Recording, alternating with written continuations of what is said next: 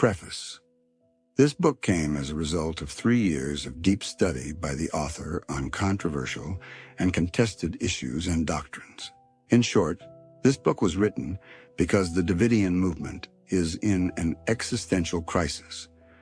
There are so many winds of doctrine blowing that even the most seasoned of present truth believers are becoming confused as to what the rod truly says.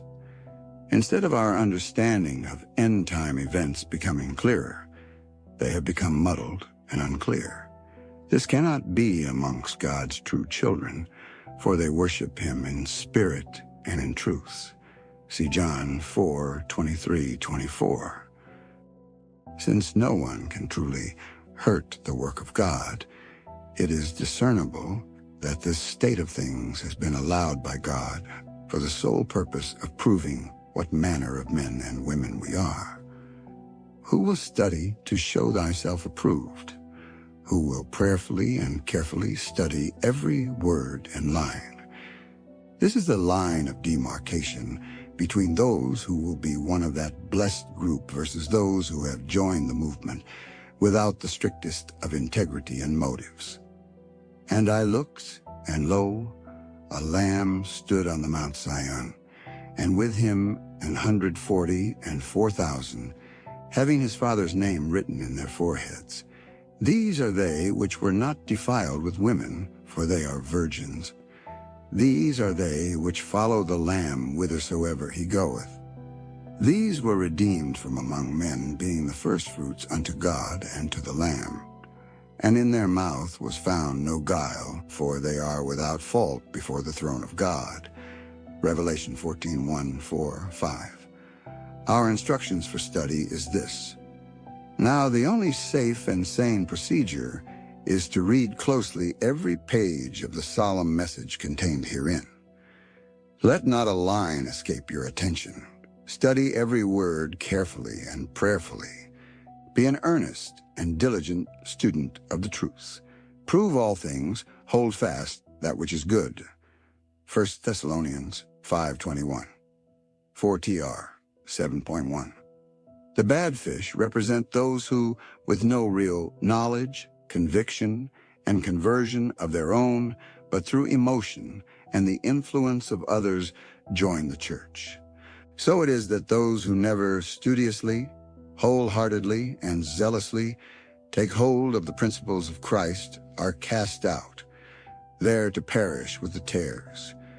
All who are too lazy to study, and who give the devil a chance to sow devilish seed in their hearts, making them believe that the preacher or the minister will take them through the pearly gates, having no experience of their own, are cheated of eternal life. They instead get eternal death. 1 TG 21:12.4. True enough, the Spirit of God causes people to become one thing, and the Spirit of Satan causes them to become another thing. But the difference is discernible only as the harvest time approaches, when the truth of the harvest is revealed. 1 TG 21:12.5. This study is an effort to connect current events that may have previously slipped past our radars to the prophecies that spoke of them beforehand. The most urgent thing before us is not that we as Davidians know how to debate, but that we can discern the signs of the times. May the God of heaven enlighten, lead you, and guide you as you study his word. Sister Alexia Hall.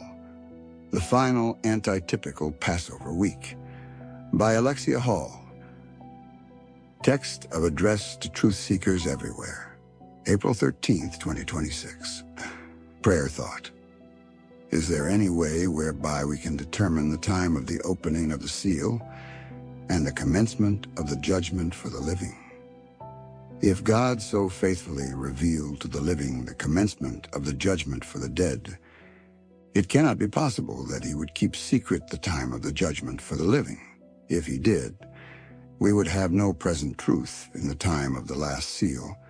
Neither could there be justice in such secrecy, nor could such judgment be legal. Thus we conclude that when the seal is opened and the judgment for the living begins, we must know it. The Day of Atonement in its type proves the same, for the Israelites were well informed of the event, the final antitypical Passover week. Article by Alexia Hall, written on April 13, 2026. Copyright 2026. All rights reserved. Wherefore I will not be negligent to put you always in remembrance of these things, though you know them, and be established in the present truths. 2 Peter 1:12. The truth about the war in Palestine. What worries me about this war and the whole timeline of things is that I feel present truth believers may have realized things a little late, meaning they didn't recognize the signs of the times that prophecy was being fulfilled. 1. The Confederacy in the U.S. was already organized long before Trump was elected for the second time. These Christian political organizations like the Heritage Foundation and ALEC were plentiful, well-organized, and already working furiously toward their objectives from the time of Trump's first presidency. And they learned from that experience that to take and totally transform a constitutional government into a despotic one, they would have to dismantle it first by getting rid of every career government professional, expert, watchdog, lawyer, inspectors general, JAGS, etc. The list goes on and on. They knew they were going to purge the FBI, the Department of Justice, and the United States Armed Forces, to name just a few, of those who were loyal to the Constitution. They traded experts and career military and intelligence strategists for Fox News anchors and campaign loyalists. They purged every federal department in the government of thousands of people without knowing whether these people were essential to their sectors and industries, and in many cases had to call these highly skilled individuals back to work. But some never return. And the thing about it is that some in these organizations truly believe they are doing a good thing. They believed they were in a culture war with the left and were fighting for the morality of America. They don't yet see the horrors of what could happen if they erase the line which separates church and state. At the same time, there are those who exploit this evangelical base for selfish schemes, money, and power. Shepherd's Rod, Volume 2, page 151 says, "The two-horned beast is the only one representing a local religio-political government. Therefore, of him alone can it be said, it is a man. Thus whosoever shall stand at the head of that persecuting power, as described in this chapter, and represented by the beast, is the one who shall bear the mystical number 666. The spirit of prophecy also states that the king of the north brought to view in Daniel 11:45 and the two-horned beast of Revelation 13 is the same power, and that it shall bear this mystical number 666. We quote, "This power is the last that treads down the true church of God. And as the true church is still trodden down and cast out by all Christendom, it follows that the last oppressive power has not come to his end, and Michael has not stood up. This last power that treads down the saints is brought to view in Revelation 13:11-18. Please note, the reference we just read is talking about a religio-political government during the Assyrian phase. Sister White is quoted, "This is the last power that treads down the true church of God." Revelation 13:11-18 is quoted, showing that the activity of the false prophet and the beast also applied to the leopard-like beast phase. These were the state and church representatives Hautef talked about in Track 12. Hautef gives some interesting details about this transitional time period. It will be noticed that every beast representing the New Testament time has 10 horns, except this one. We repeat that the 10 horns stand as a symbol of universal systems. This fact proves that the two-horned beast represents a local government. As civil powers or governments are symbolized by horns, This particular beast having two, it is evident that the nation represented by this symbol shall have a double form of government. As John says, the beast spake as a dragon, it clearly reveals that it is to repudiate its constitution, and the God-given liberty of its subjects will be taken away.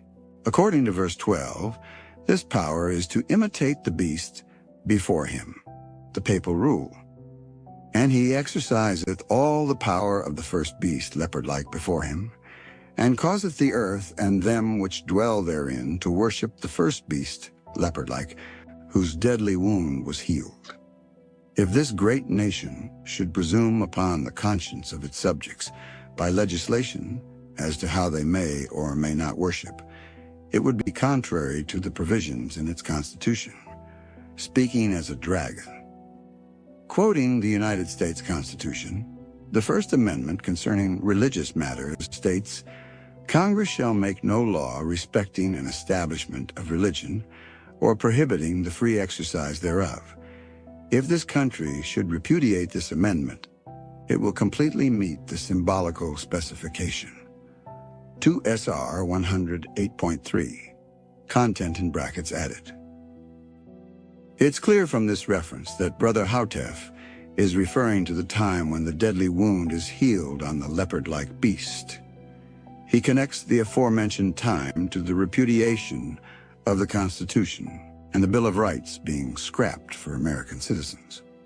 The bottom line, we just weren't paying close enough attention. We were expecting the end result, the apex of events, from the beginning before we would collectively raise our voices to warn people.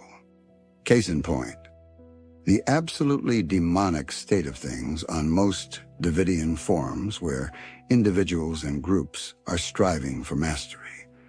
When one puts forward their thoughts on prophecy, another follows close behind to challenge it and ridicule the other's thoughts. An incessant need to prove the other wrong is the state of things among present truth believers.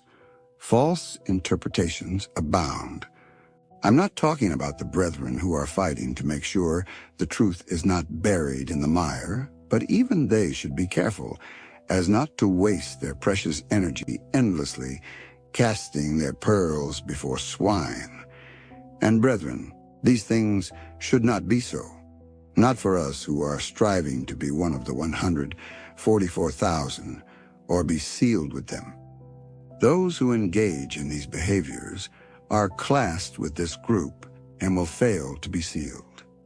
Speaking of those who indulge in criticizing those who reprove at the gate, we read, "They will question and criticize everything that arises in the unfolding of truth, criticize the work and position of others, criticize every branch of the work in which they have not themselves a part.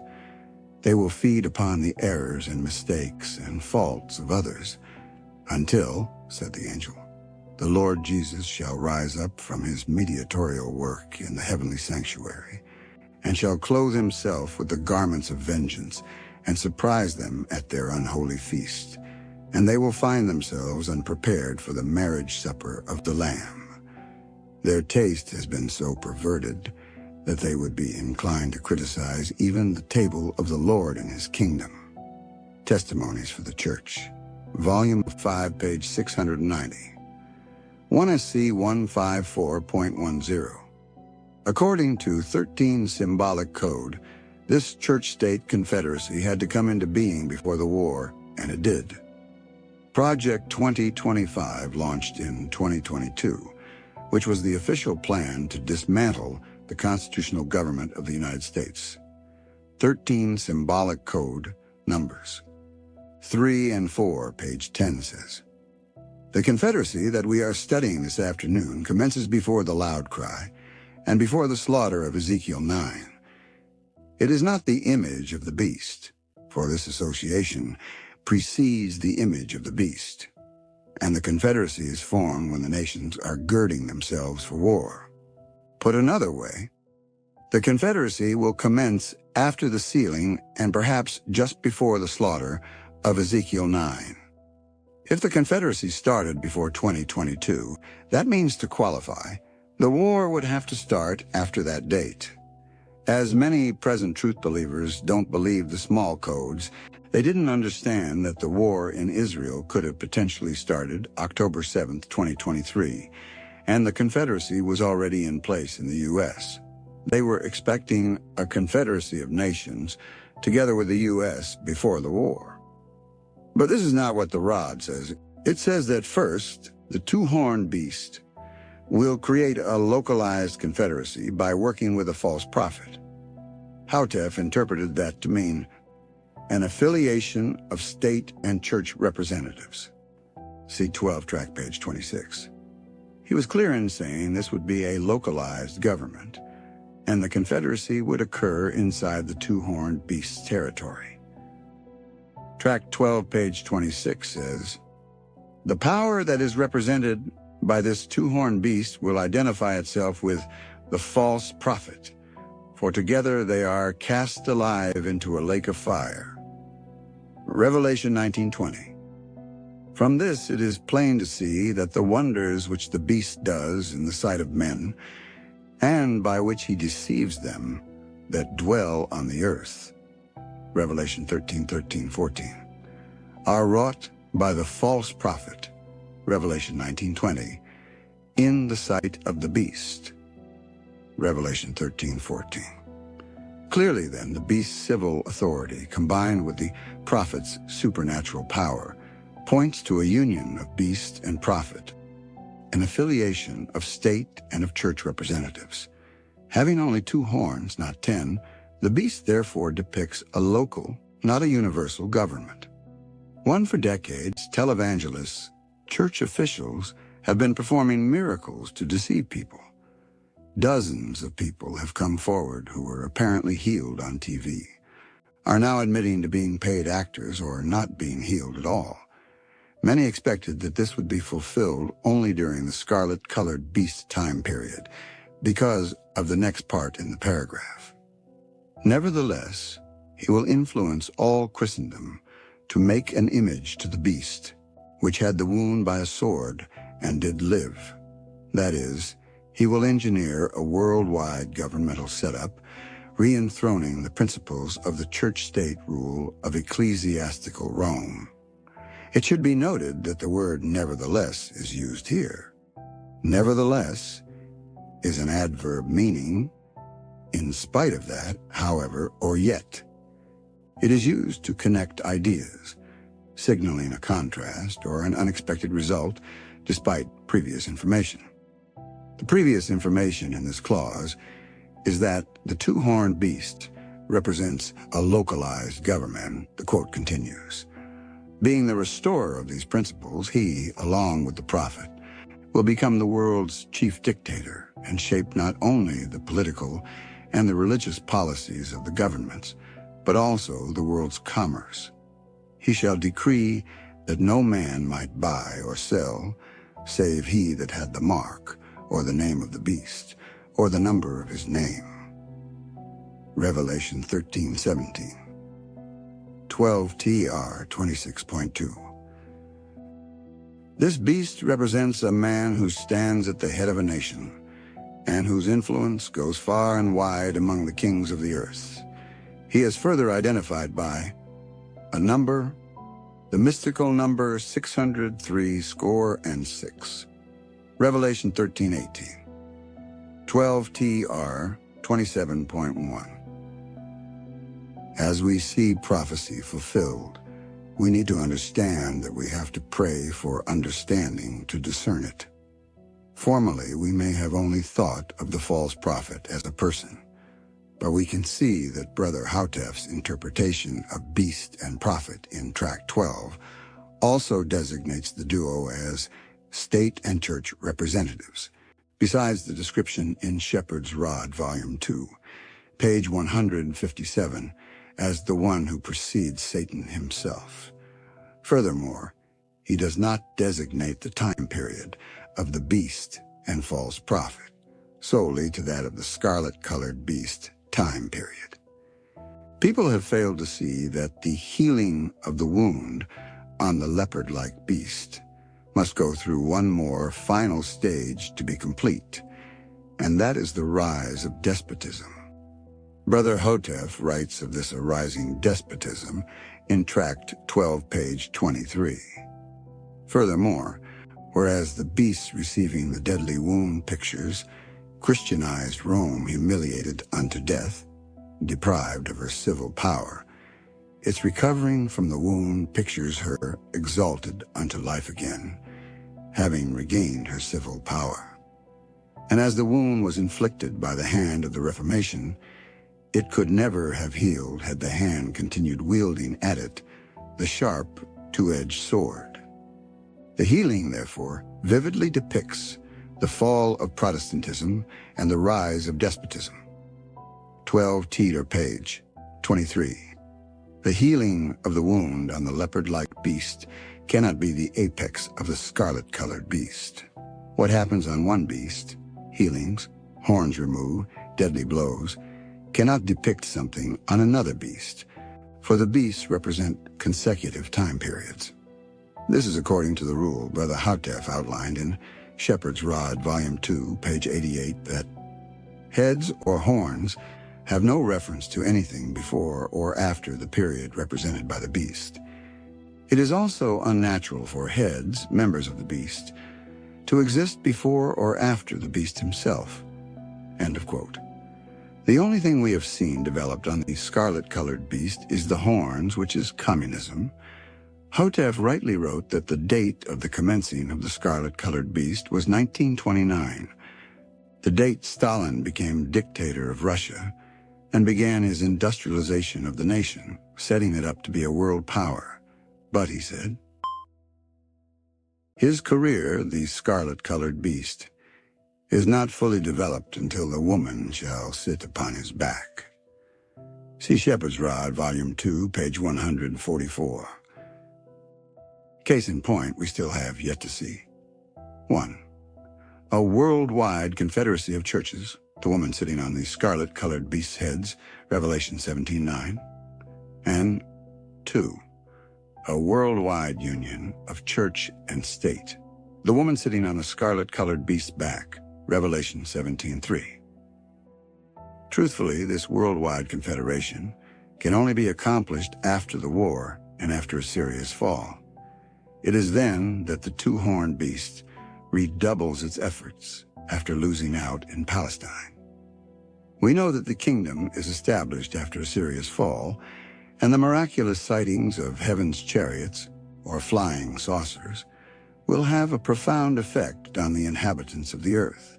It will be as the Red Sea's parting was to the inhabitants of Canaan. It terrorized them and left their hearts failing for fear. Likewise, the whole world will be in dread fear of the ensign and seek peace with one another, ill-fatedly binding together for strength in numbers. Timeline of end-time events. Let's not forget the order of events. 1. A confederacy, Isaiah 8, between state and church representatives that takes hold in the U.S., but will spread to other countries, but not all. 2. A gigantic war begins centered around the Holy Land, Jerusalem, in which all nations become involved. 3. Jacob's time of trouble starts for the saints in the SDA Church. The tares in the wheat become apparent. As the Confederacy in the United States strengthens and becomes more oppressive, the Asauites in the church join and oppress their brethren, delivering them to the courts. See Great Controversy, page 608. 4. The United States, Nineveh, and Assyria, English-speaking Christian nations, will lose the war, be crushed. See Nahum 2 and 3. 5. At that same time, Michael stands up and delivers the saints, everyone who is found written in the book of life, Daniel 12:1. Ezekiel 9 is executed, and the wicked are taken or raptured in the church. It is the time of the great antitypical Passover. 6. There is a special resurrection of some wise and some foolish, Daniel 12:2. Those who died in faith under the third angel's message will rise to continue their work in the kingdom. Your work, my work, will not cease with this life. For a little while we may rest in the grave, but when the call comes, we shall take up our work in the kingdom of God. Signs of the Times, December the 27th, 1899. 7. God's chariot gathers his saints and brings them to the kingdom.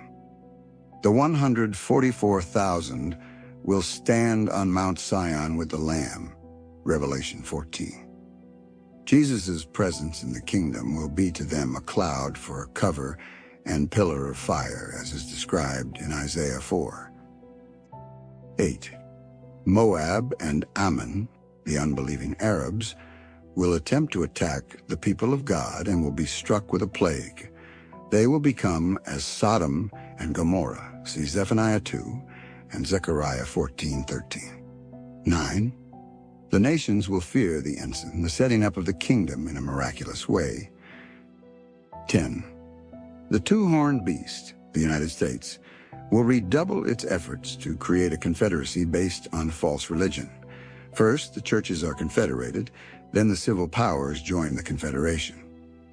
The woman rides the scarlet-colored beast and represents a religious, economic, apostate system of worship that rules the world. But let us move back to the leopard-like beast and its final stage, the rise of despotism. It is important to acknowledge the fact that the Isaiah 8 confederacy must start. 1. Before the war, and 2. is launched by the two-horned beast and false prophet in its first phase as state and church representatives. It should be noted that the miracles that the false prophet or church representatives do in the first phase under the leopard-like beast are not the same as the miracles that the individual who emerges as the false prophet will do. The nature of these miracles under the time of scarlet-colored beast will be as such as they will deceive the very elect, if possible. They will enrapture the entire world, everyone who does not have the truth for a solid foundation.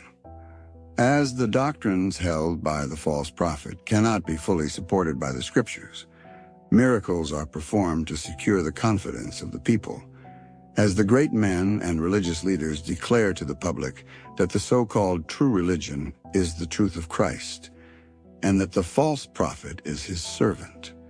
Multitudes will fall into Satan's snare.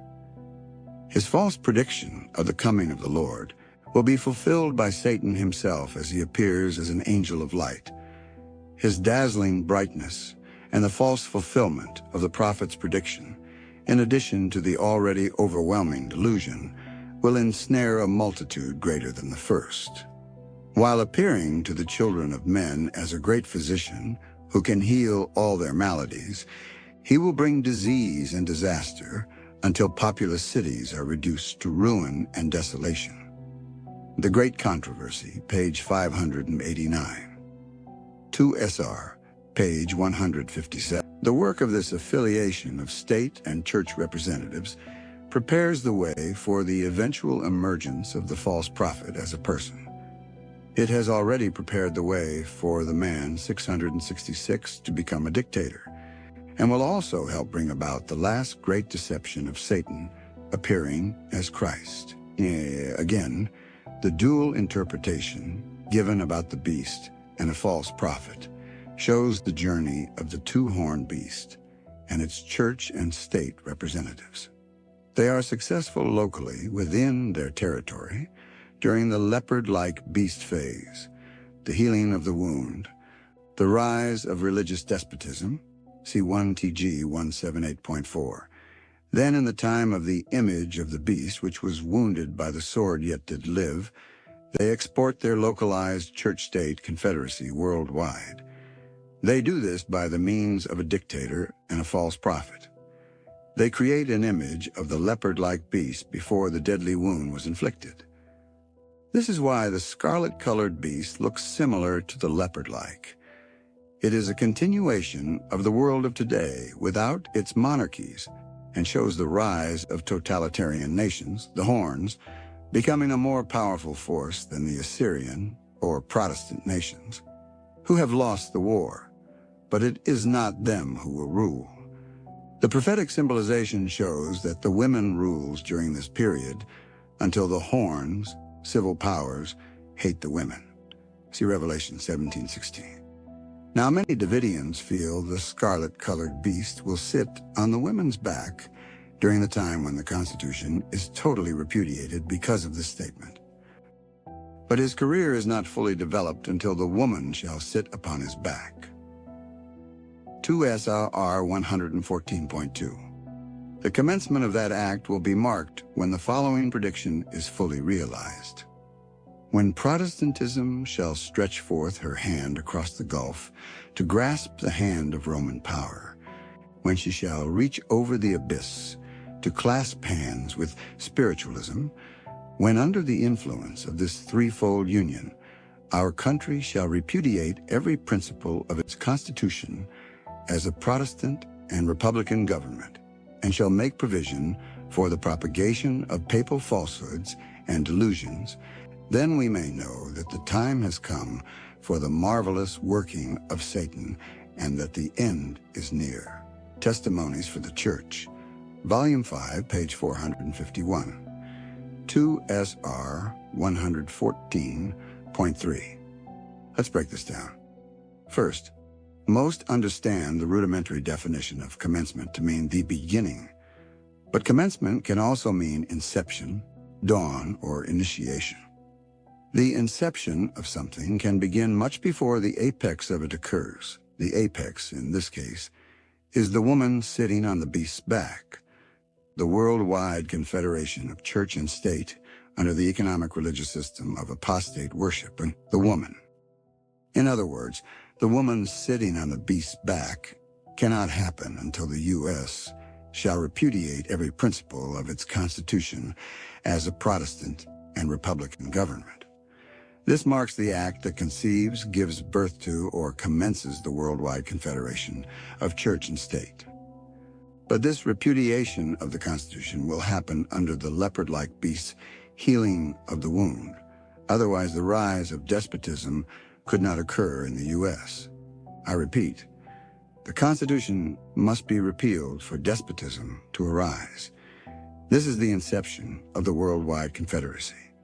There would be no worldwide confederacy if this didn't happen first, because the two-horned beast is the one who creates the image. But again, the leopard-like beast's healing is not the scarlet-colored beast's worldwide government, for it doesn't happen at the same time. It only marks the beginning of the time that will lead up to the worldwide church-state union. We can see this represented on Chart 13. Focusing on the pathway of the leopard-like beast, we can see its downward trajectory and where its path ends, but the gap between it and scarlet-colored beast is bridged by the two-horned beast's feet. Not only that, but another pathway leading to the scarlet-colored beast is seen arising from where the last act of the leopard-like beast is depicted on the chart. The two-horned beast is shown on both pathways as its rear right foot remains on the leopard-like beast's downward path. There, the leopard-like beast's last act is labeled as, quote, "Hereafter its deadly wound is healed." Revelation 13:3, quote. The other 3 feet are solidly on the pathway that leads to both the woman sitting on the heads, the church federation, and the woman sitting on the back of the scarlet-colored beast, the worldwide federation of church and state, the image of the beast. As you can see, the chart illustrates that the inception of the woman's final sitting begins with the closing act of the leopard-like beast, the rise of despotism, which means the U.S. Constitution has been repudiated and the God-given rights of its citizens taken away. Article continued on next page. Revelation 13, the leopard-like beast.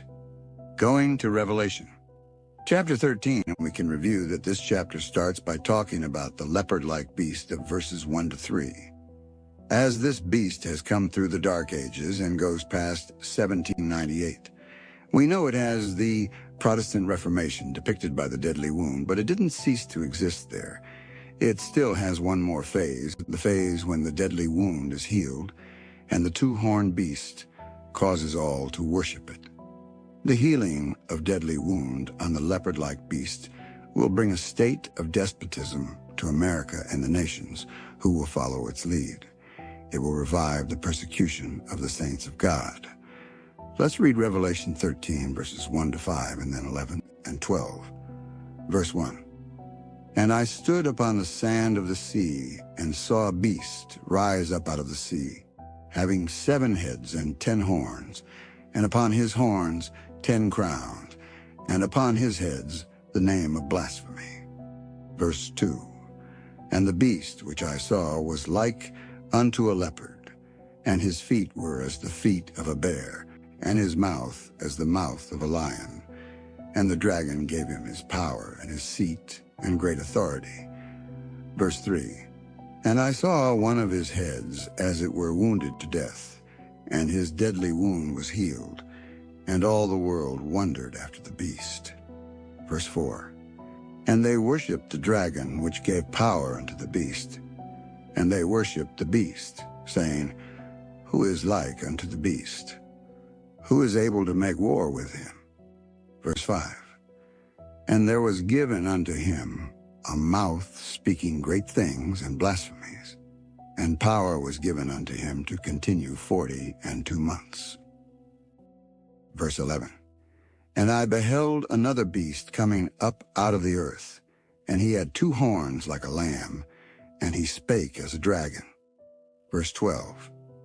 And he, the 2-horned beast, exerciseth all the power of the first beast, the leopard-like beast, before him, and causeth the earth and them which dwell therein to worship the first beast, the leopard-like beast, whose deadly wound was healed, content in brackets added. So we can see how the leopard-like beast, which represents the current civil powers in both the Protestant churches and the papal church, the present world, will have its deadly wound healed. This happens for 2 reasons. 1, because the Protestants stopped protesting, and 2, because of the work of the United States in healing it and bringing it back to a state of religious despotism as a form of government. This does not mean that the Catholic Church will rule the world, but the form of government it used during the Dark Ages will be revived. Certainly, the Catholics have a prominent role in American politics and behind the scenes. Many prominent Catholics were behind Project 2025. The Vice President of the United States is Catholic. We have 6 Supreme Court justices who are Catholic, 5 of whom are extremely conservative and vote as such. It can be said of the Supreme Court that it has a large share of the responsibility for America's pivot to becoming a religious state. Read Tract 14 to see how the prophecies are now being fulfilled therein. Link available on ebook. The False Prophets Rise. It is during the time of the scarlet-colored beast that someone will come forward as the leader of the Sunday Sabbath religious movement, a religious leader whom the Bible describes as the false prophet, but is further described in the spirit of prophecy as the one who precedes Satan himself, the one who prepares the way for Satan to appear as an angel of light, as Christ in his final deception. The false prophet will prepare the way for the apostate Christian world to accept this Antichrist. This person may already be working among the church representatives and is yet to be disclosed. And already doth the iniquity work, as Paul stated, and because many of the rabbinical class in the state of Israel have already proclaimed Trump to be the Messiah, or a type of Messiah from the land of Edom, and officially given him the title Prince of Peace, and the number 424, which in rabbinic teaching is supposed to be the number of their expected Messiah.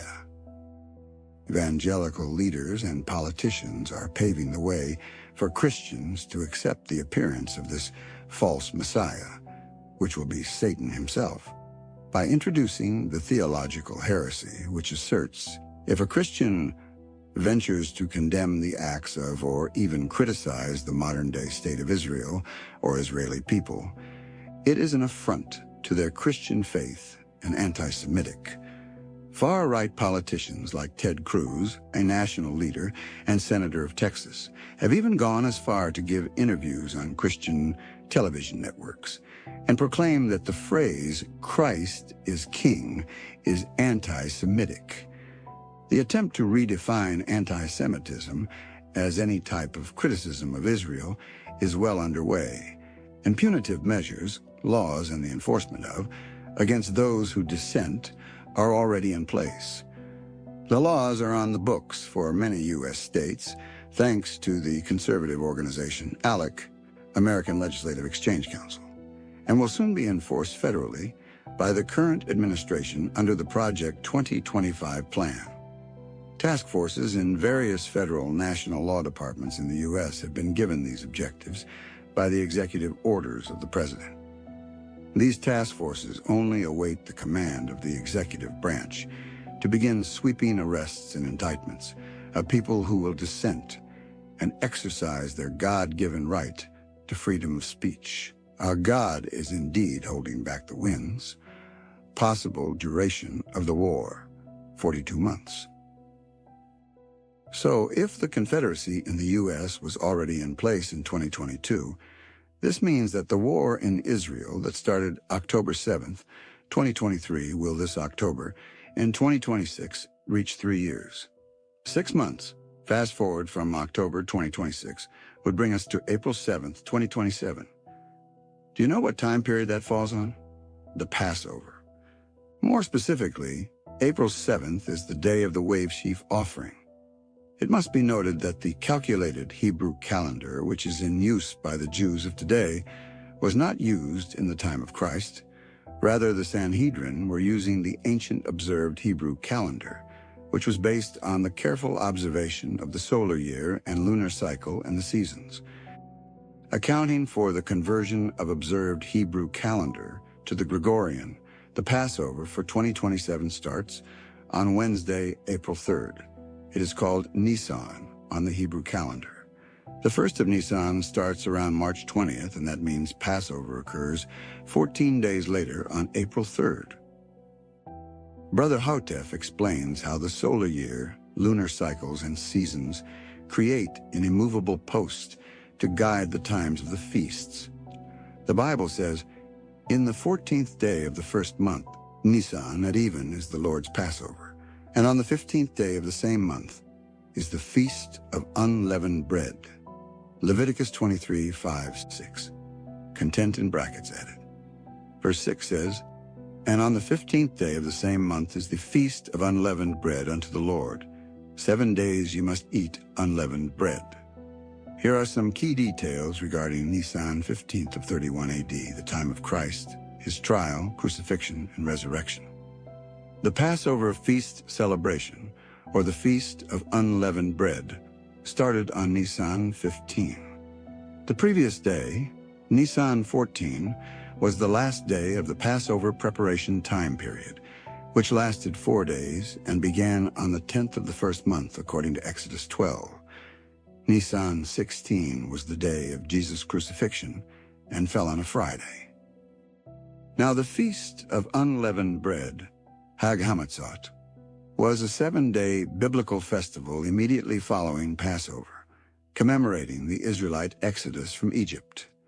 It involves removing all leaven, yeast, from homes and eating unleavened bread, symbolizing haste and departure, humility, and the removal of sin. So the Passover started on the 14th of Nisan in evening, and the Passover lamb was killed between the evenings, meaning in the afternoon.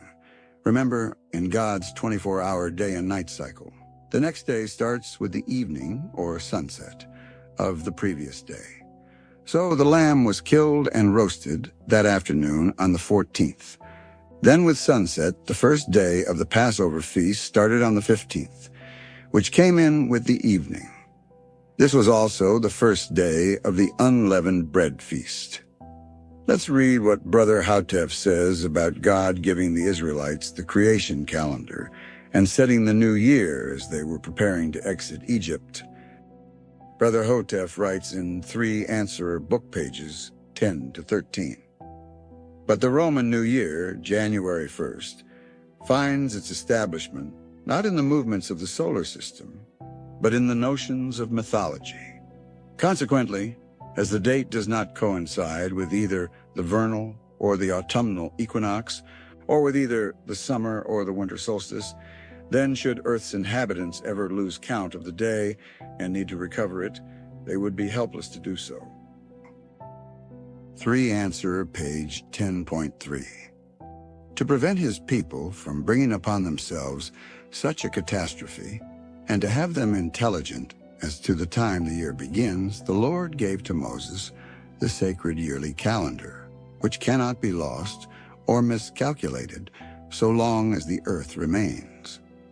He told him that the day which preceded the Exodus was the 14th day of the first month, and that forever thereafter they were to commemorate the Passover on that very night each year, the night following the 14th day.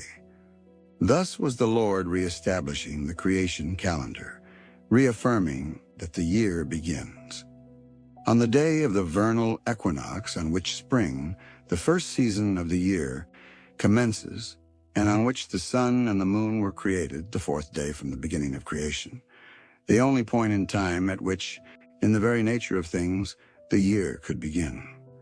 And so it is that the Passover, the Atonement, and the Feast of Tabernacles, the 3 most important feasts in the year, besides other feasts, are controlled by the solar year and by the lunar month, the weekly Sabbath by the day on which creation began, and the year itself by the vernal equinox, the immovable signpost.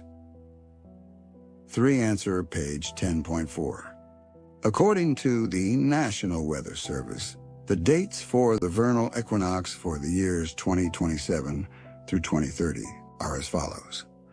These dates represent the precise moment the sun crosses the celestial equator, marking the beginning of spring in the northern hemisphere. 2027, March 20th.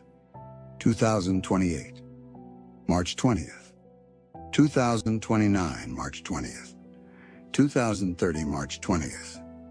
Beginning its first month of the year with the first new moon at or after the vernal equinox, March 20th to 21st, it puts the 14th day, that on which the Passover lamb was to be slain on April 3rd. Once for all is seen the utter impossibility of the Roman months having the slightest thing to do with fixing the time of either the Passover or the sheaf offering, and thus not the slightest thing to do with reckoning the time of either the crucifixion or the resurrection of Christ. 3 Answerer, page 11.1.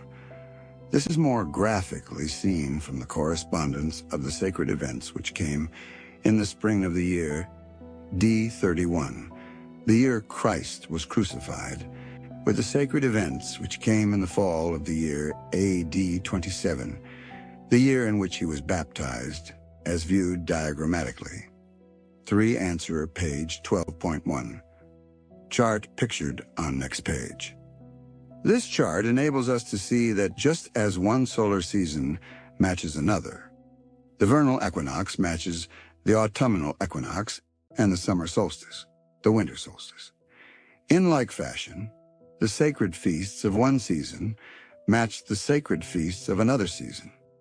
The 10th day of the first month, the separation of the unblemished lamb from the flock, Exodus 12:3, corresponding to the 10th day of the 7th month, the work of atonement, the separation of the righteous from the unrighteous, signifying in both events a day of judgment, a day of separating the holy from the unholy, the 16th of the first month, the day Christ was crucified, corresponding to the 16th of the 7th month, the day he was baptized, showing that his watery grave foreshadowed his grave in the tomb, the 18th day of the first month, the resurrection, corresponding to the 18th day of the 7th month, the first day of the wilderness temptation, his 40 days of victorious ministry to his disciples, corresponding to his 40 days of victorious conflict with Satan, and his disciples preaching the gospel after the Pentecost, corresponding to his preaching the gospel after the wilderness temptation. 3 Answerer, page 13.1. A table has been created for the reader to better comprehend the preceding information. Corresponding feasts and significant events in the sacred year. Nisan 10, beginning of Passover preparation period. Action, separation of the unblemished lamb from flock. Corresponds to Tishrei 10, the work of atonement. Action, separation of the righteous/unrighteous. Nisan 16, the day Christ was crucified, corresponds to Tishrei 16, the day he was baptized. Nisan 18, the resurrection, wave sheaf offering. The number of days from the wave sheaf to the Pentecost was derived by multiplying 7 times 7, which equals 49. 3tr S7.1 corresponds to Tishrei 18, the first day of wilderness temptation. Christ's 40-day ministry to disciples after resurrection corresponds to Christ's 40 days of victorious conflict with Satan. Disciples preaching the gospel after Pentecost feast. Wave loaves. The comparisons of the 2 Pentecosts are perfect, the first fruits only of both being numbered, 120 in the one and 144,000 in the other.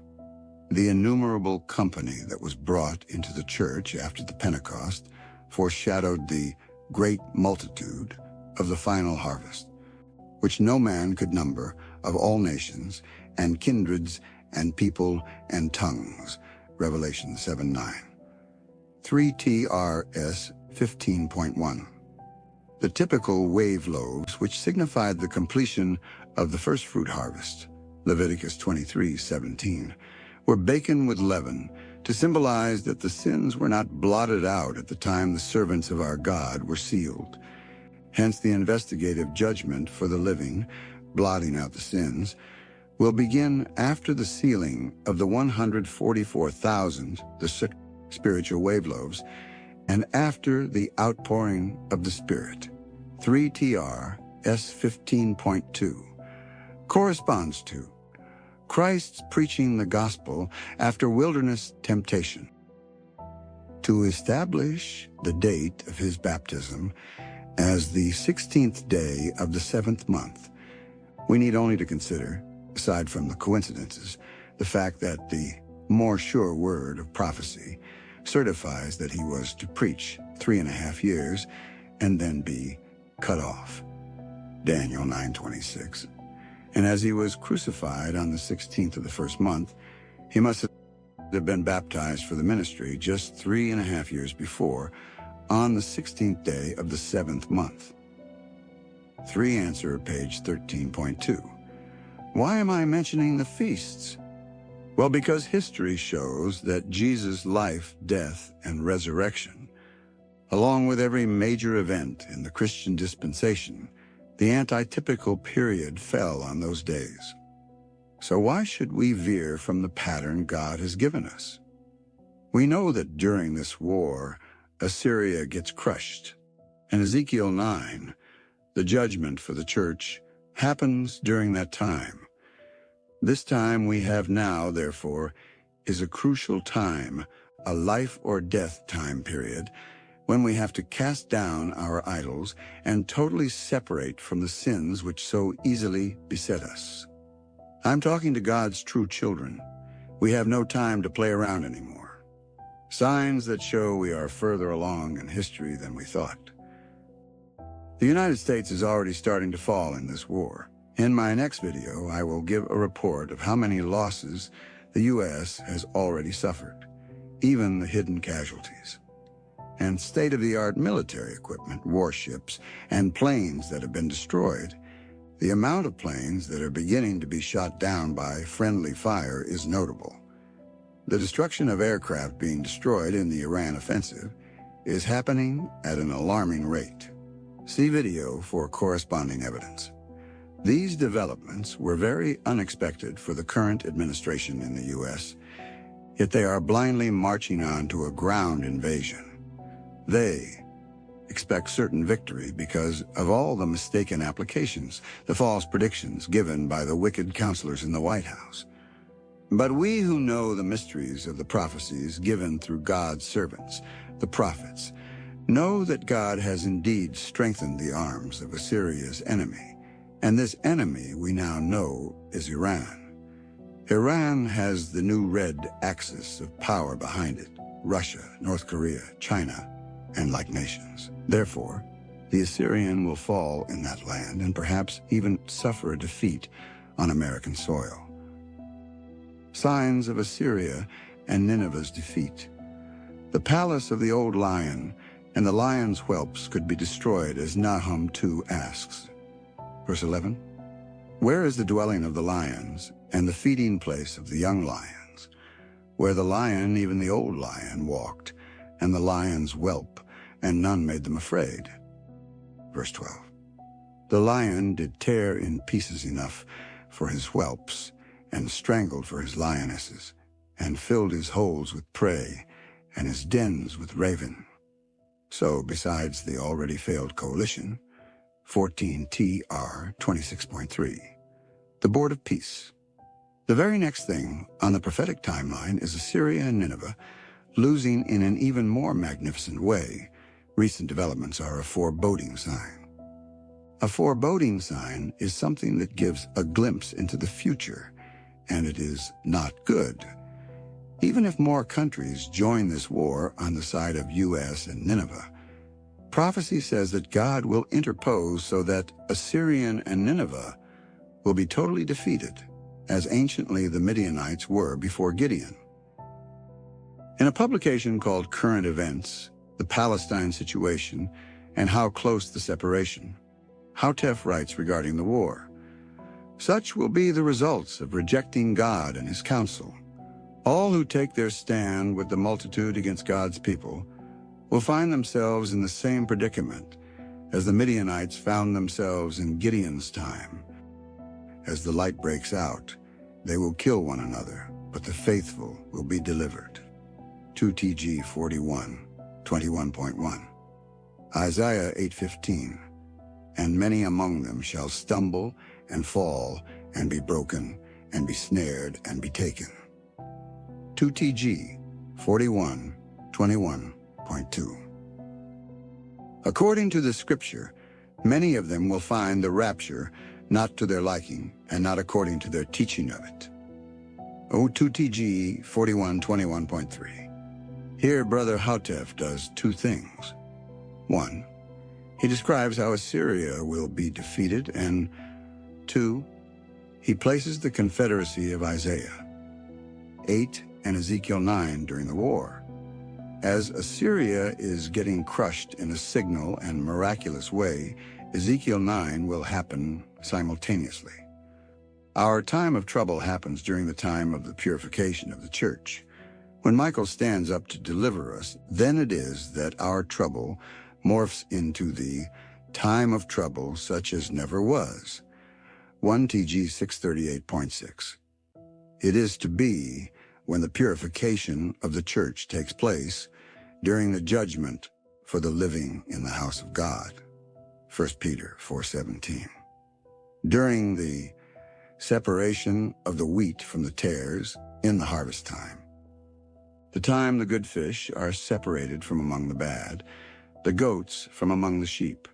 Matthew 25:32. 1 TG 638.6.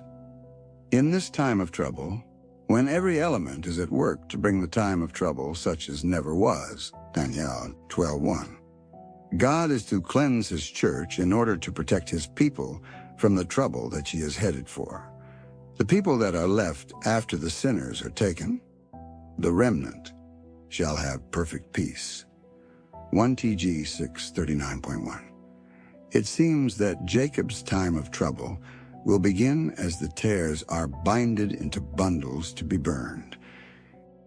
In our last study, we were looking at different starting times for the war. I have maintained that the war started sometime around early to mid-October. I said this at the outset of the war, and as it was developing, that it was fulfilling the criteria in Zephaniah 2 and some definite markers in Zechariah 14. See that video here, which was posted June 30th, 2025. See ebook for video link. The 42 months, possible second application. Let's talk about the second application, the double application of the 42 months during the leopard-like beasts found in Revelation 13, reign. We think it will happen because of Revelation 11.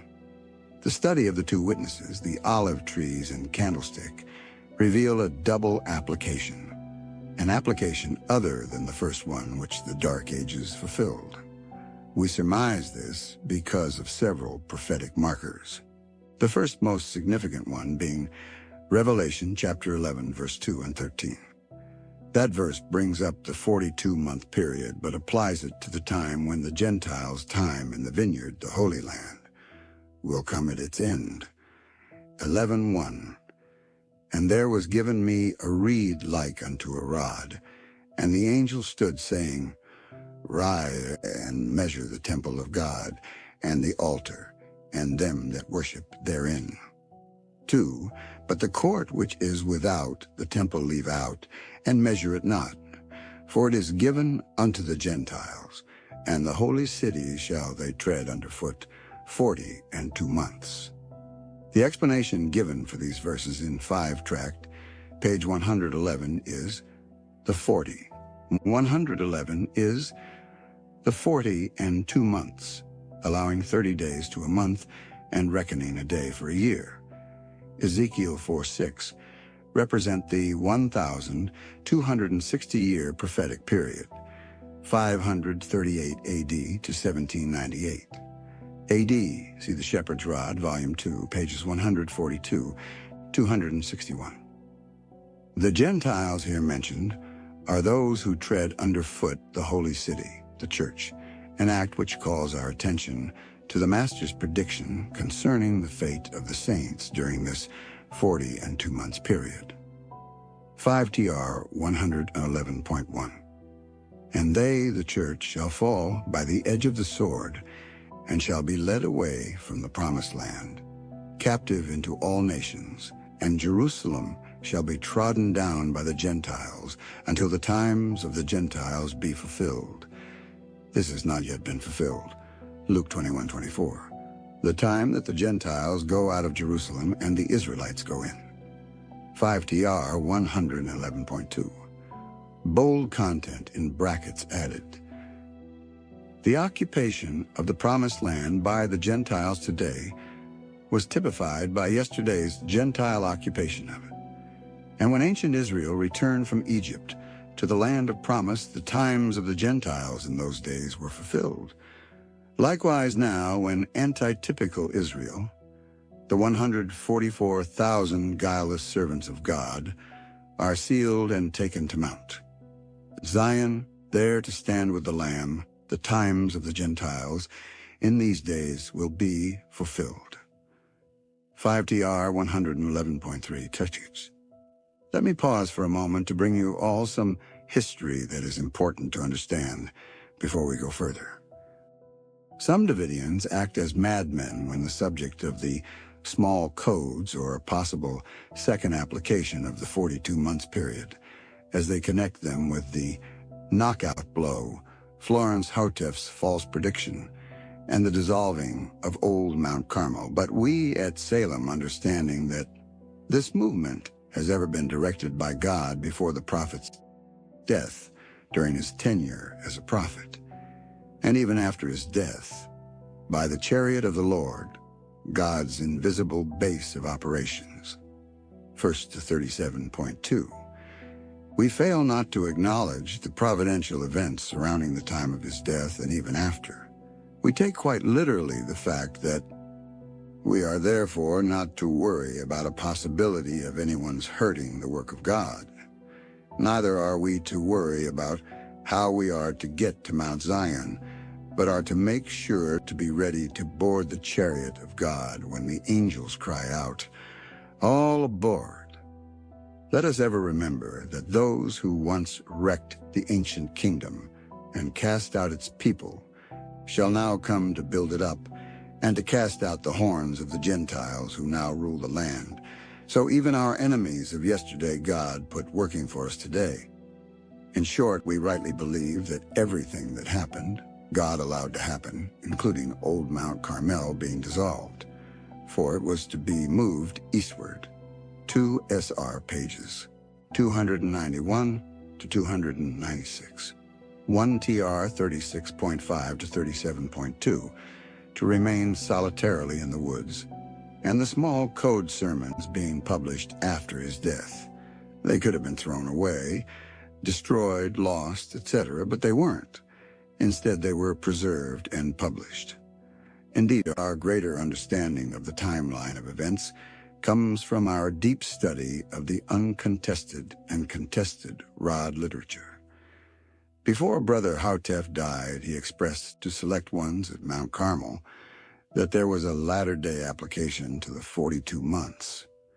He didn't live long enough to teach us about it, but the door was open for present truth believers to look at inspired interpretations and see where it could be applied. And there is no stronger contender, we believe, than Revelation 11 and its supporting, correlating references. If you read the entire chapter, Revelation 11, you can see that it brings us all the way to the time of Ezekiel 9 in verse 13. The time of the earthquake, which represents that great shaking where only a remnant will remain who are affrighted because of the momentous event. But the court which is without the temple leave out, and measure it not. This applies to the great multitude. For it is given unto the Gentiles, and the holy city shall they tread under foot 42 months. 3. And I will give power unto my 2 witnesses, and they shall prophesy 1,260 days, clothed in sackcloth. 4. These are the 2 olive trees, and the 2 candlesticks standing before the God of the earth. 5. And if any man will hurt them, fire proceedeth out of their mouth, and devoureth their enemies. And if any man will hurt them, he must in this manner be killed. See, these have power to shut heaven, that it rain not in the days of their prophecy, and have power over waters to turn them to blood, and to smite the earth with all plagues as often as they will. 7. And when they shall have finished their testimony, the beast that ascendeth out of the bottomless pit shall make war against them, and shall overcome them, and kill them. 8. And their dead bodies shall lie in the street of the great city, which spiritually is called Sodom and Egypt, where also our Lord was crucified. 9. And they of the people, and kindreds, and tongues, and nations, shall see their dead bodies 3 days and a half, and shall not suffer their dead bodies to be put in graves. 10. And they that dwell upon the earth shall rejoice over them, and make merry, and shall send gifts one to another, because these 2 prophets, the Bible, olive trees, and the true church, 2 candlesticks, tormented them that dwelt on the earth. 11. And after 3 days and a half, the Spirit of life from God entered into them, and they stood upon their feet, and great fear fell upon them which saw them. 12. And they heard a great voice from heaven, saying unto them, Come up hither. And they ascended up to heaven in a cloud, and their enemies beheld them. 13. And the same hour was there a great earthquake, and the 10th part of the city fell, and in the earthquake were slain of men 7,000, and the remnant were affrighted, and gave glory to the God of heaven. Brother Houtef writes of verse 13, The hour, the earthquake, the 10th part, the city, the 7,000 slain, and the remnant must, to maintain the integrity of the entire trumpet symbolism, themselves be symbolical. 5TR 112.2. Climaxing the event symbolized, the remnant were affrighted and gave glory to the God of heaven. None but those who keep the commandments of God and have the testimony of Jesus Christ can truly fear and give glory to him. Accordingly, in the present connection, the remnant is necessarily figurative of the righteous, the wheat, in that part of the city which fell. This makes the 7,000 slain figurative of the unrighteous, the tares therein. Hence the 10th part stands for the church which is first purified, in which the bad, the tares are separated from the good, the wheat. Obviously, therefore, the rest of the city is in this instance a representation of the rest of the Christian world, Christendom as a whole. 5TR 112.3. Thus the earthquake takes place, not throughout Christendom, but throughout the church from which is separated the firstfruits, the 144,000. And since an earthquake is a shaking, then the one in point is figurative of a shaking therein. 5TR 113.1. I submit that God's church, represented by the candlesticks, or the woman reach till the end of time. To watch the full study on the second application of the 42 months, please click the link in the ebook. The expiration of the 42 months, Jacob's time of trouble, or duration of the war. Some have said that the 42 months, the second application, refers to the saints' time of trouble, Jacob's time of trouble. But when one reads Revelation 11, verse 2, it refers to the 42 months and says it will continue until the times of the Gentiles will be fulfilled. That is, the time that Assyria and Nineveh are allowed to mar the vineyard, the Holy Land, will be cut short, and then Ezekiel 9 is performed. Houteff writes in Tract 12 pages 24 and 25. It is at this time that Assyria falls, the reason being, Nahum chapter 2, verse 2. For the Lord hath turned away the excellency of Jacob as the excellency of Israel. For the emptiers have emptied them out and marred their vine branches. Having already, through the emptiers, chastened his people, the Lord will chasten them no more, but will now free them, sharing with the nations the guilt for marring the branches of his vineyard, his kingdom. This modern Assyria must now share in the divine retribution while God is taking his people back to their own land. Inferentially, with the fall of the Assyrians, the Gentiles in possession of the Promised Land, the time of the Gentiles is fulfilled, Luke 21:24. If the war started on October 7th, 2023, and if the war was to last 42 months, till Ezekiel 9, or 3.5 years, then that 42-month period would expire on April 7, 2027. That's less than a year from now. Let's look at the details of the coming Passover in 2027. March 31st to April 3rd are Passover preparation days, with the evening of last day, the 3rd, being the actual Passover. Then the 4th to the 10th is Passover feast and the 7 days of unleavened bread week. There are some significant things that happen leading up to the Passover and throughout the Feast of Unleavened Bread, which we will go over in a little bit. Let's look closely at the dates related to the current war that has expanded to regional war and will likely explode into a world war. The date of Hamas' attack occurred on October 7, 2023. The very next day, on October 8th, Israel's parliament voted and passed a state of war on Hamas. Date of Hamas attack on the State of Israel, October 7, 2023. Date of Israel's official declaration of war, October 8, 2023. Date of Israel's bombardment, started October 8, 2023. Date of U.S. official declaration of support / proxy war, October 8th to 14th, 2023. October 8th, 2023, U.S. Defense Secretary Lloyd Austin ordered the deployment of the USS Gerald Ford Carrier Strike Group to the Eastern Mediterranean. October 10th, 2023, U.S. military equipment arrived at Nevatim Air Base, and the USS Gerald Ford Strike Group arrived in the Eastern Mediterranean.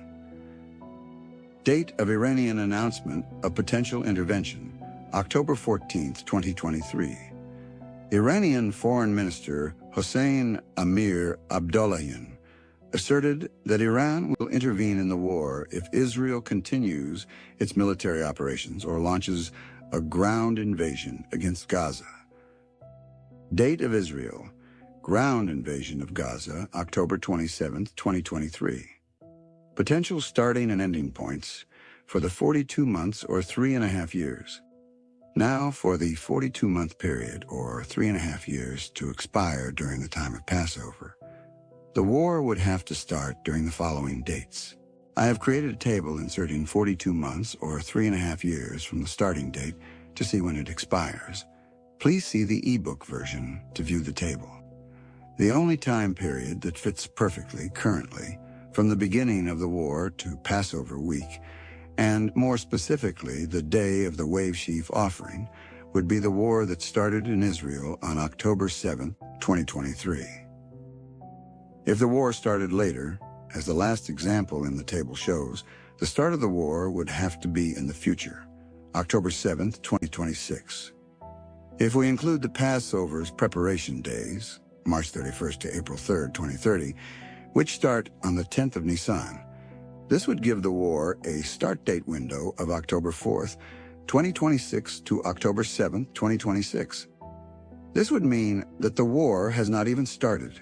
If we are to see a worldwide escalation during that time period, it could be that the 42-month period starts at that point. The point is, we do not exactly know, and it is better to be ready sooner rather than later. Using the day for a year principle, we come up with 1,260 years, and starting in 538 AD to 1798, we can see that the first application of the 42-month period fits. When we apply the second application of the 42-month period, we know it has to be a literal 42 months or 3.5 years. For 1,000 years is not possible at this point in Earth's history, as Earth's probationary time is only 6,000 years. Assyria's fall marks the time of the Gentiles fulfilled.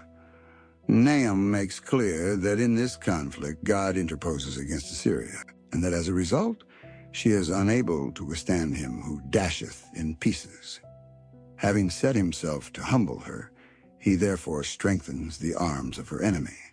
Accordingly, Assyria falls, not because she is weak and small, nor because she is outnumbered and outmatched, but because God's purpose determines her downfall. In other words, the coalition which may have the greater resources and manpower, and which from the human point of view may seem sure to win, is in this case sure to lose. 14 track page 26.3. Such is the ironic pattern of history. Always has God visited judgment upon enlightened nations or peoples who have become so self-righteous and self-sufficient that their lights have gone out and their works become wicked and hypocritical. Ever has he punished them by the sword of the unenlightened and outright wicked barbarian. This he does for 2 reasons. First, that they might see the folly of professing themselves to be a righteous people when they are in fact worse than barbarians. And second, that while these hypocritical ones are thereby led to repent, their conquerors may thereby be led to see that their victory is not of their own strength. Thus both victor and vanquished are brought to a place where they may surrender to God and give glory to him. 14 tract, page 27.1. Here in prophetic utterance is not only a promise to purify the church when modern Assyria is being crushed, but also a suggestive statement as to what constitutes meat in due season for men today, and as to what movement they are to enlist in if they would make sure of salvation. They are enjoined to fix their vision upon the feet of him who brings good tidings, message from the Lord, who publishes peace, the peace of Christ's kingdom, and who declares that while the powers of earth are engulfed in a gigantic war, the wicked in the church shall be cut off, no more to pass through her. 14 Tract, page 22.2a. Christian were mature enough, as we have seen, to refuse the evil and choose the good. Now, though, they must be coming into full maturity. For not only have many years passed since the Assyrian dealt the blow to the church-state union, but also has come the time for Assyria herself to fall. Besides that, the strong meat, too, is already here. 14 Tract, page 38. I want to share some statements about the Passover and unleavened bread feast and what they typify. Now mark, the seventh-day Sabbath is controlled by the weekly cycle and the Passover by the monthly calendar. Therefore, in each Passover week there is a seventh-day Sabbath, and it may fall on any one of the 7 Paschal days. Again, mark that the 14th day is called the Passover day, but the 15th is the Passover feast. See Numbers 28:17, Joshua 5:11. The seventh-day Sabbath is called the Sabbath. The sheaf offering was the first fruits of the harvest, and it was to be offered before the Lord on the morrow after the Sabbath, that is, on the first day of the week, commonly called Sunday. See Leviticus 23:11. The sheaf offering was a type of the resurrection, the first fruits, said the apostle.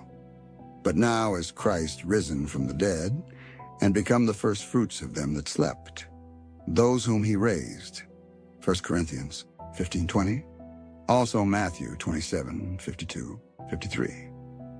Shepherd's Rod, Volume 2, page 20.1. Thus Christ led captivity captive on the very day to which the type pointed, the Passover preparation. The Passover is a feast of 7 days. Therefore, the preparation for the week required longer than a day.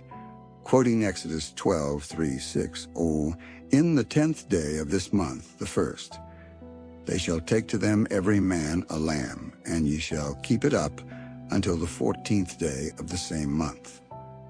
The people were commanded to commence the preparation on the 10th day of month. On the 14th day, before sunset, all leaven was to be put out from their houses. Then the 15th day drew on, being the first day of unleavened bread, and the Passover week commenced by killing the Passover lamb. 7 days shall ye eat unleavened bread. Even the first day ye shall put away leaven out of your houses. Verse 15. Therefore, the 14th day was the last day of preparation, and the 15th, or the first day of the feast, was a holy convocation, and they were to do no servile work therein. Matthew 26:17 has reference to the same day upon which Jesus ate the Passover with the 12. See verses 20-21. Shepherd's Rod, Volume 2, page 20.3. The only possible days for the Passover week would be as follows. The 14th day of the first month that year was on Wednesday, and the day ended at sunset even. The first day of the Passover feast, 15th day of the month, came on Thursday, the second on Friday, the third on Saturday, Sabbath, the fourth on Sunday, the fifth on Monday, the sixth on Tuesday, the seventh and the last of the feast on Wednesday, the 21st day of the month. Follow chart on page 22. Shepherd's Rod, Volume 2, page 20.4. Possibilities for the time of the fulfillment of Ezekiel 9. On the subject of whether we shall know the time of Ezekiel 9's fulfillment, Brother Hautef wrote the following excerpts. I wish that I could tell you all you want to know, but I cannot say how soon the separation, the purification of the church, Testimonies, Volume 5, page 80, will take place. God alone knows the time. All I know is that it cannot take place before we prepare the way, before our God-given work in connection with Ezekiel 9 is done. Then it will come to pass that the Lord will suddenly come to his temple, the church, and purify the sons of Levi, the ministry. Malachi 3:1-3. But those who receive not the mark will fall under the slaughter weapons of the angels, as did the unfaithful firstborn in the night of the Passover in the land of Egypt. 2 TG 41:3.3. I am, however, certain that God will not keep us ignorant of the things we ought to know. If it becomes necessary for us to know ahead of time the day and hour of the purification of the church, the antitypical Passover, we will be told. Yes, we shall know at least as much in advance as Moses knew about the Passover in his day. 2 TG 41:3.40a, end of quote. The phrase, "at least," is a versatile phrase used to indicate a minimum amount, suggest a positive side to a negative situation, or correct/clarify a previous statement. It generally means no less than, or if nothing else. Examples 1. Minimum number or amount, not less than. Used to say that a number is the lowest possible, but the actual number might be higher. To reiterate, at least does not mean the same as or equal to. It means at a minimum. In other words, the actual length of time that we could know the date of Ezekiel 9 beforehand could be much longer than the time allowance given to Moses. Davidians should be expecting to understand more as we near the separation and as we see all the other markers in the prophetic timeline being hit. Here's another statement from 2 SR page 220. Is there any way whereby we can determine the time of the opening of the seal and the commencement of the judgment for the living? If God so faithfully revealed to the living the commencement of the judgment for the dead, it cannot be possible that he would keep secret the time of the judgment for the living.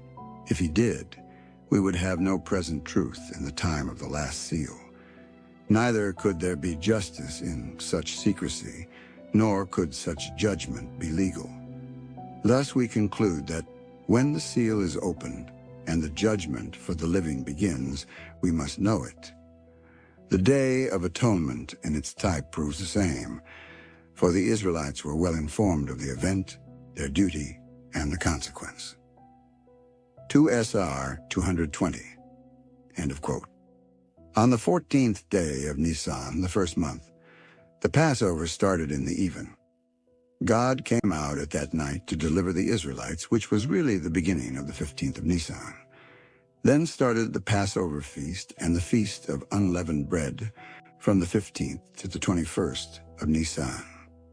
The correlation between the type and antitype of these events should not be ignored, as they are both commemorative and betokening symbols, something that reminds us of events of the past, but also points forward to significant events in the future. Now let's look at how that fits prophecies for our generation regarding the purification of the church and our deliverance from the wicked. Looking at the type, we could say on that, the separation of the unblemished lamb represents the separation of the righteous and unrighteous. If taken literally in the antitype, this would translate to the separation of the tares from the wheat in the church. Jesus takes the sin of his people upon himself and takes the penalty. But all who do not care to cover their household with the blood of the Lamb, confession, and forsaking of sins, are left without the safety and covering of the divine substitution. So now, they must bear the penalty of their sins themselves. As in this parable, the tares are binded into bundles to be burned first.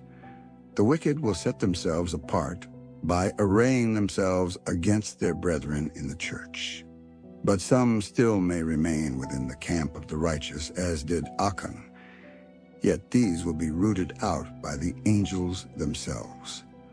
The righteous are watching and waiting as the wise virgins for the moment the bridegroom cometh.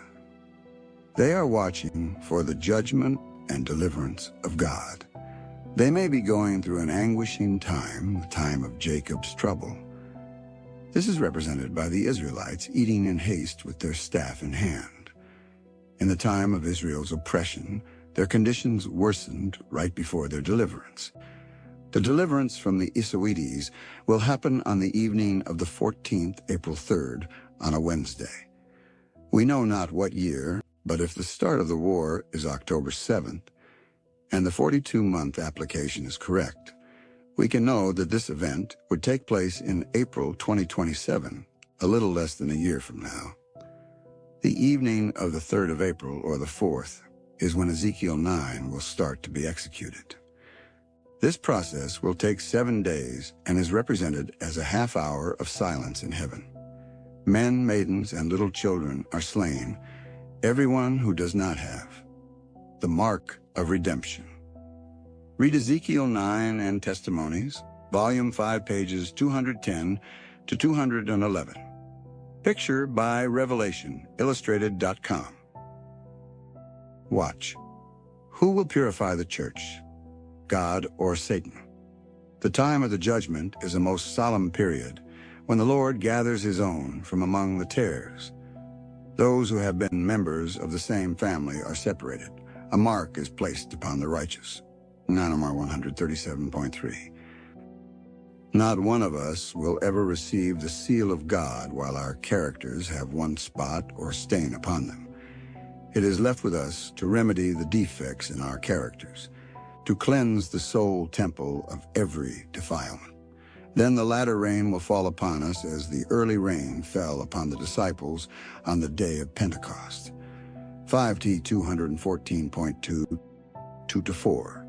Ephesians 1:13, 4:30. A mark which angels read, Ephesians 1:13 quoted.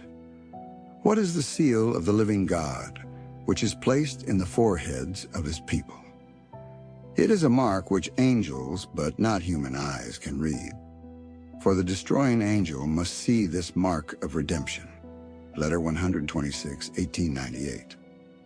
4 BC 1161.4. The angel with the writer's inkhorn is to place a mark upon the foreheads of all who are separated from sin and sinners. And the destroying angel follows this angel, letter 12, 1886. 4 BC 1161.5. Revelation 7:2. Seal is a settling into truth. Just as soon as the people of God are sealed in their foreheads, it is not any seal or mark that can be seen, but a settling into the truth, both intellectually and spiritually, so they cannot be moved. Just as soon as God's people are sealed and prepared for the shaking, it will come. Indeed, it has begun already. The judgments of God are now upon the land, to give us warning that we may know what is coming. Manuscript 173, 1902. 4 BC 1161.6. The only conclusion, if we look at the type, is that Jacob's time of trouble will start sometime during the 42 months, but does not span the entire period. Again, this time period is given so we can know when the times of the Gentiles occupying the Holy Land will end and when Ezekiel 9 shall occur. During our exodus from the wilderness, the land of the Gentiles, into the vineyard, the Holy Land, the time of trouble such as never was may develop, and the authorities of the world will come after us with greater intensity than Pharaoh and his army, but they will be defeated by the Lord God of Abraham and Isaac in an even mightier fashion than parting of the Red Sea. God's saints, tried in the fire, shall have perfect peace. Timely Greetings, Volume 1, number 38, page 6 says, It is to be when the purification of the church takes place, during the judgment for the living in the house of God, 1 Peter 4:17, during the separation of the wheat from the tares in the harvest time, the time the good fish are separated from among the bad, the goats from among the sheep, Matthew 25:32, 1 TG 38.6. In this time of trouble, when every element is at work to bring the time of trouble such as never was, Daniel 12:1, God is to cleanse his church in order to protect his people from the trouble that she is headed for. The people that are left after the sinners are taken, the remnant, shall have perfect peace, 1 TG 39.1. This time as we are delivered, the heavens shall part, and his angels shall descend to collect us to our God in the chariot of the Lord, not to heaven, but to his kingdom on earth, to stand on Mount Zion with the Lamb.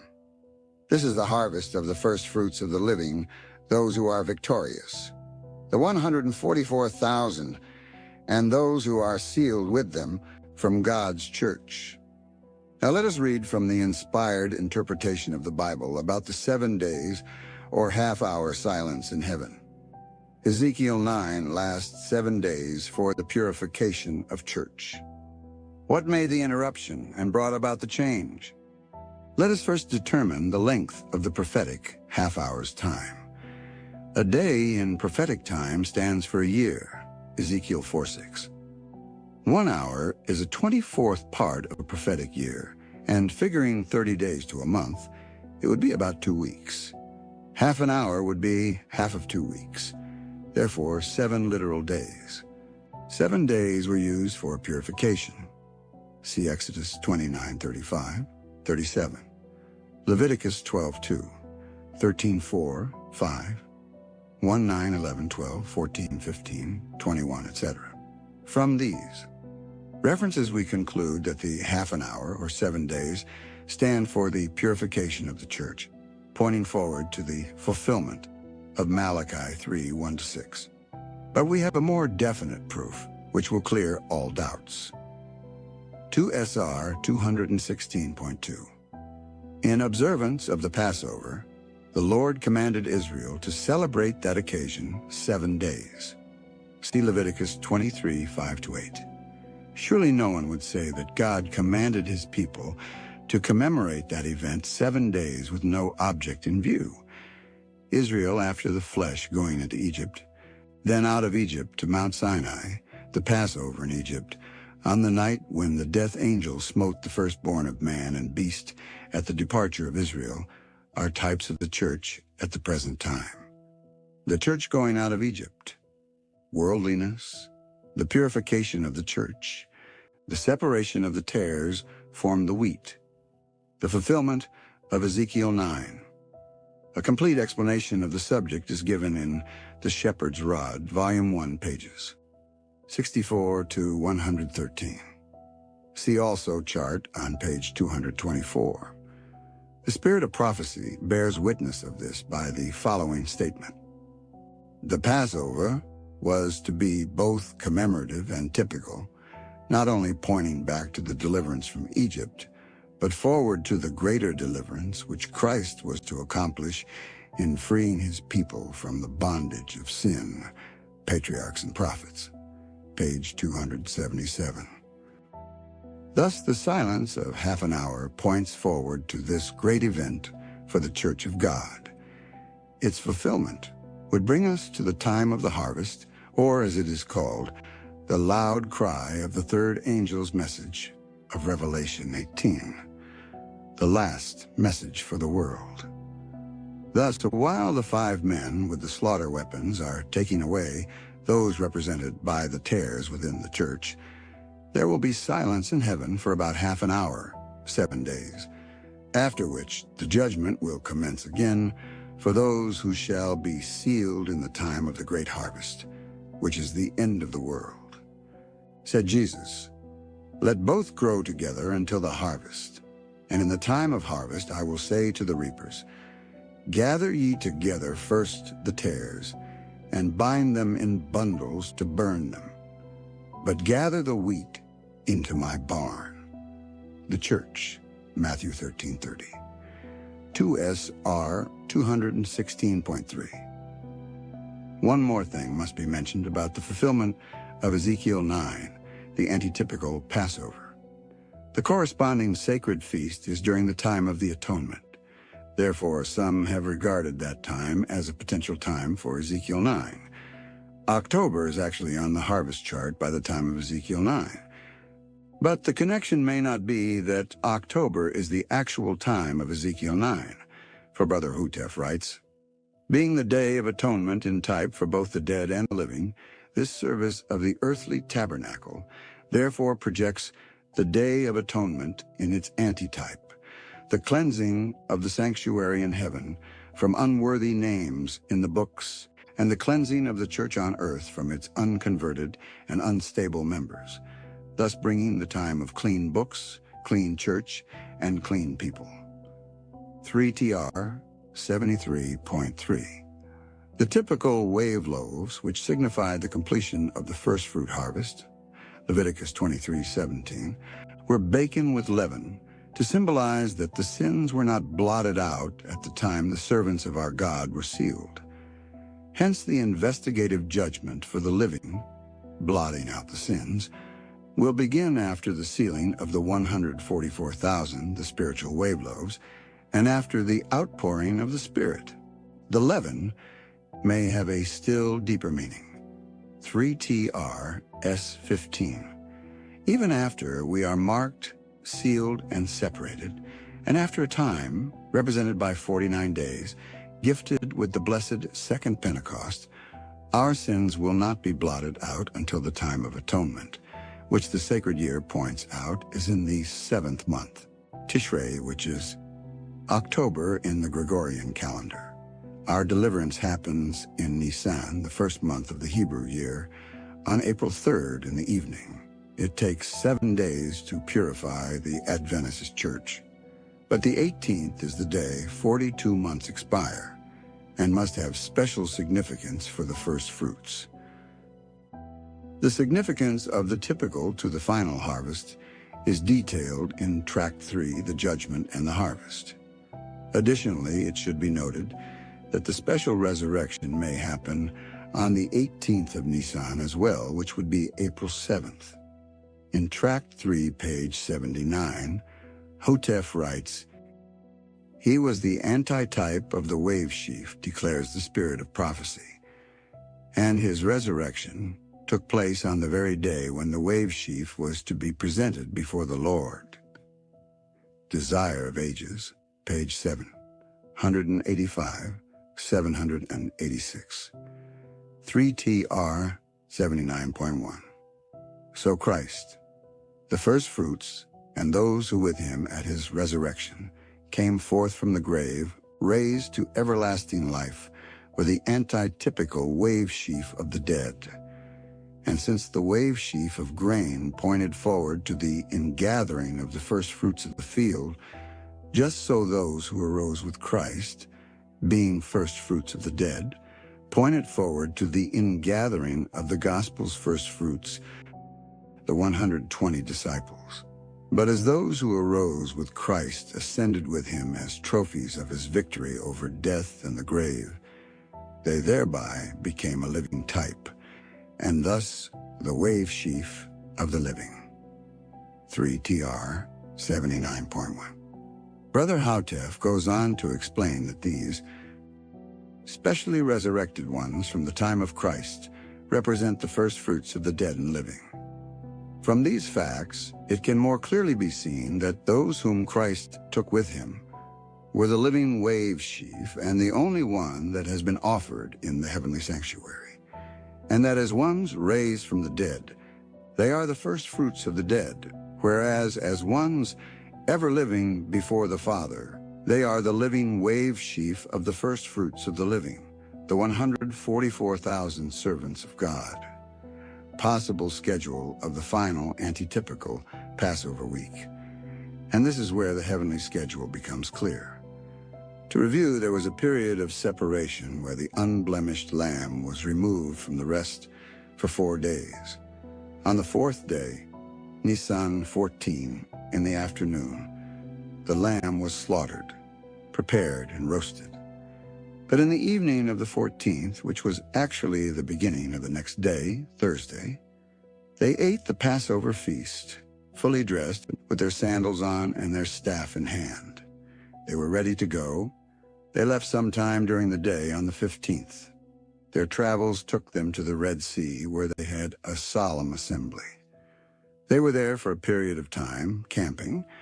Then it was there that the miracle of the parting of the Red Sea took place on the last day of the Passover feast, on Nisan 21, or April 10th.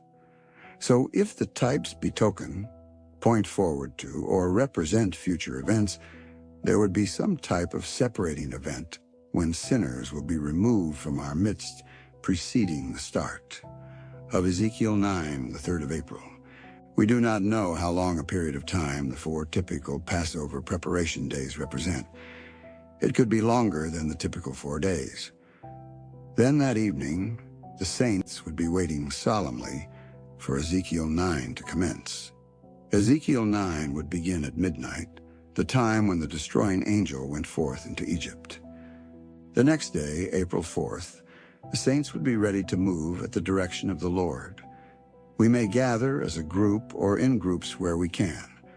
But come Friday, April 5th, we may be closed in as the Israelites were, or as Christ was put on trial and crucified, with the Red Sea on one side and Pharaoh's army on the other. An enemy represented by Pharaoh and his army, probably the national authorities, will pursue us for our descent against the confederacy of Satan. On Sabbath, April 6th, on a high day, we will rest, knowing the end of our trials is near. Then on the 7th day of the judgment of the living, the miraculous working of the Lord will intervene. Neither Pharaoh nor his army shall trouble us anymore. We will hear the words, "All aboard," and will gladly enter heaven's chariot on our way to the glorious kingdom. Thus our work has also as its type the Exodus movement, going out of Egypt, establishing itself in the Promised Land. As they were freed from their Egyptian bondage, so we shall be freed from the world's yoke. And just as they possessed the land and set up the kingdom, so shall we if we make their mistakes our stepping stones to success. 1 TG 911.1. Sister White writes of that fateful time.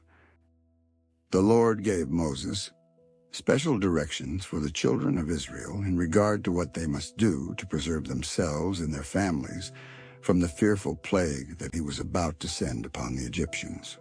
Moses was also to give his people instructions in regard to their leaving Egypt. On that night, so terrible to the Egyptians and so glorious to the people of God, the solemn ordinance of the Passover was instituted. By the divine command, each family, alone or in connection with others, was to slay a lamb or goat without blemish, and with a bunch of hyssop sprinkle its blood on the 2 side posts and on the upper doorpost of their houses as a token that the destroying angel, coming at midnight, might not enter that dwelling. They were to eat the flesh roasted with bitter herbs at night, as Moses said, with your loins girded, your shoes on your feet, and your staff in your hand, and ye shall eat it in haste. It is the Lord's Passover.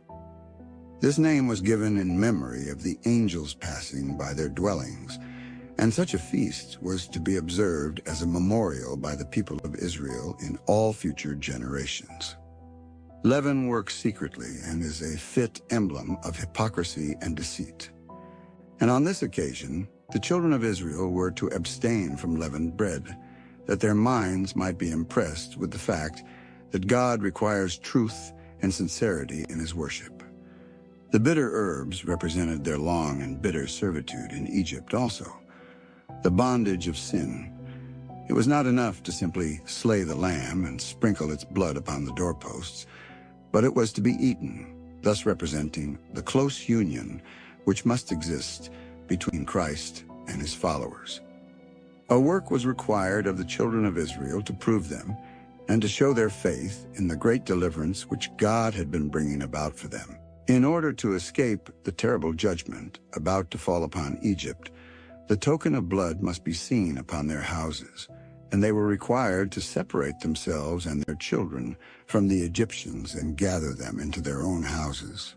For if any of the Israelites were found in the dwellings of the Egyptians, they would fall by the hand of the destroying angel. They were also directed to keep the feast of the Passover for an ordinance, that when their children should inquire what such service meant, they should relate to them their wonderful preservation in Egypt. Signs of the Times, March 25, 1880. 3 events, categorized by the typical, antitypical, / betokening event, and final fulfillment.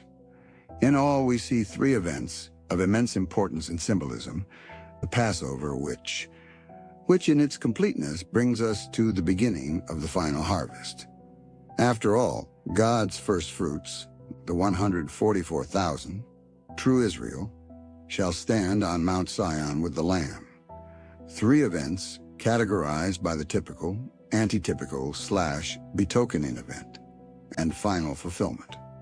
In all, we see 3 events of immense importance and symbolism: the Passover, which preceded the Exodus, the trial, crucifixion, and resurrection of Christ, and then the great and dreadful day of the Lord / Ezekiel 9, which precedes our entrance into the kingdom. God has given these 3 events to mankind to teach them truths essential to their salvation in their respective generations. From the old dispensation to the new / Christian dispensation, to the time of the end, the number of which correlates with the Trinity. God the Father came first, the typical, then Jesus the Son, the antitypical, for he fulfilled all things. Then the Holy Spirit, which is the spirit of prophecy, which is Jesus in the form of truth, the correct interpretation of latter-day events, which he has declared through his servants, the prophets. It is wonderful to note the inspiration of the Scriptures. Perfect they are when their appointed time is come. Only at such an occasion are the Scriptures grammatically correct. We cannot take up the entire chapters at this present time, but with the information already given, one can mark out the meaning of every verse with a little studious effort on his part. Read the 6th and 7th chapters and note that past, present, and future tense are in perfect grammatical order when the events are properly understood. Observe the same rule in Micah the 4th chapter, as explained on pages 173 to 81. This is one of the rules to detect present truth. It would be impossible for us to publish in this volume all of the light that has come to us through these studies. 2 SR 244.1. Behold, the former things are come to pass, and new things do I declare. Before they spring forth, I tell you of them. Isaiah 42. Declaring the end from the beginning, and from ancient times the things that are not yet done, saying, My counsel shall stand, and I will do all my pleasure. Isaiah 46. This article was written and compiled by Alexia Hall, Vice President of the Salem Association, GADSDA, God's true headquarters. This ministry relies entirely on charitable donations to operate. Donations are greatly appreciated and help us to continue creating interesting, accurate, biblical content. See ebook to scan QR code and donate.